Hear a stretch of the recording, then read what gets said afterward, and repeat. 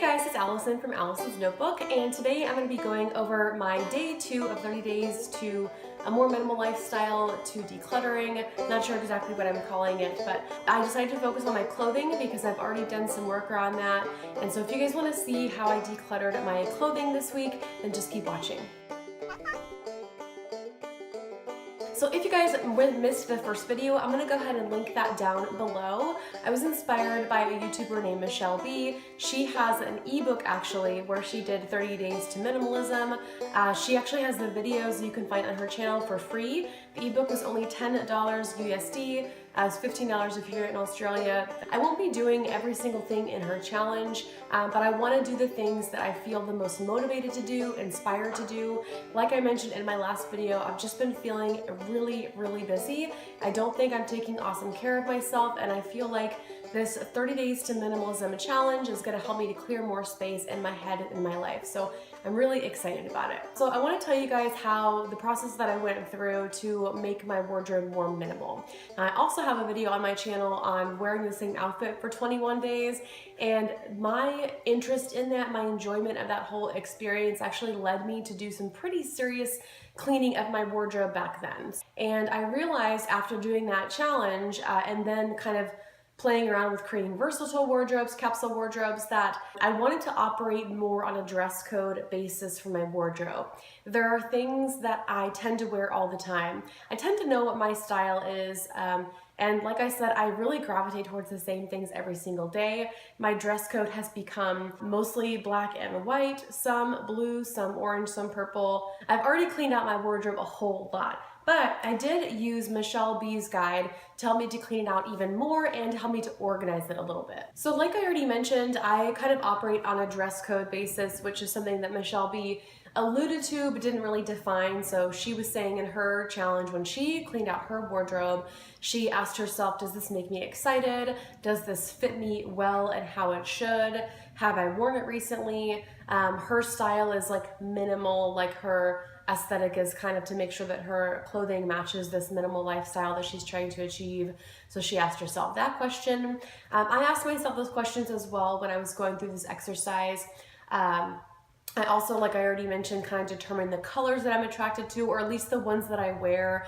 And so I ended up getting rid of a few more things that were they were pretty basic pieces, but they're things I haven't touched, and it's because of the color. I'm just pretty picky about what I wear. I do have a guide on how to create a capsule wardrobe. If you guys want to do a more intensive clean out of your wardrobe, then that guide will probably help you because I go into a little more detail in that guide. So I'll leave a link to that down below as well. So the other thing that I do that's unique when I'm cleaning out my clothes is that I separate them into different categories.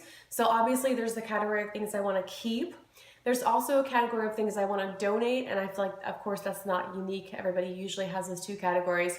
But what I have that's unique is I also have clothes that I'm setting aside for my identical twin sister. We're always just a little bit different in size and style, and so if I think it's something that she may like, before I donate it, I definitely want to set it aside for her. If she doesn't want to wear it or doesn't like it, then she can then donate it. And I also have another separate pile. I have a group of friends and I that get together 1 to 2 times a year, and we do a clothing swap.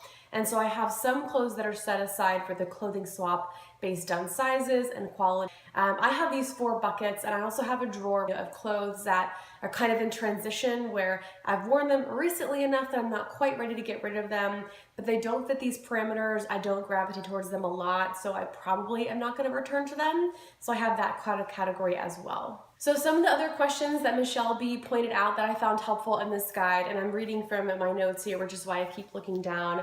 One question is, does this spark joy? Do I get excited when I see this piece of clothing? Another question she had was, does this fit properly and comfortably? I've already mentioned that. That's a pretty important thing to me too. I'm tired of wearing clothes that are uncomfortable. I'm getting rid of them. Another question she asked is, do I feel confident when I wear this? And then lastly, is this something that I just hope to wear one day? Maybe it's just barely out of my size. Maybe it's a really unique outfit that would be for a special occasion that I've had for 3 years that I've never worn. The other things that she mentioned in her ebook that were really helpful for me were organizing clothes in the closet. So I just revisited that. It was already kind of organized, but just making sure that shirts were grouped together with shirts that were similar, and all my skirts and pants were on one side, then dresses, short sleeve shirts, collared shirts, and then all my sweaters and everything on the far right side. So I did organize that a little bit. And then the huge thing that I organized that I will show you guys in a video is my drawers. So I took everything out of my drawers. I took all my underwear out of my drawers, socks. I had a bunch of like leotards, tights, Spanx situation stuff.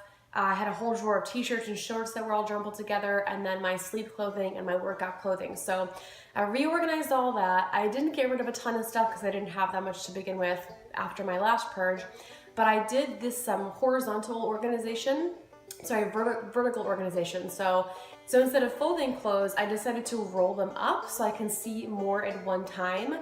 This allowed me to only have one layer of things in most of my drawers. That way I can see exactly what's in there when I open it. It looks really easy to maintain, so I'll definitely let you guys know if I was able to maintain it or not. But I think it's gonna be pretty easy for me to keep it organized because there's not too many things in there now, and they're all just very organized. So hope you guys like this video on how I was able to declutter my wardrobe and my drawers. Give this video a thumbs up if you like it, and make sure to subscribe because I put out at least one new video every single week. I have a link below where you can subscribe to get updates for this challenge. I'll be creating some worksheets based on the work that I did. So the work in the worksheets will be a combination of some of the things that I read from MuchelleB, along with my own things that I found online or tools that I've created for myself. So if you guys want that, you can check out the link down below.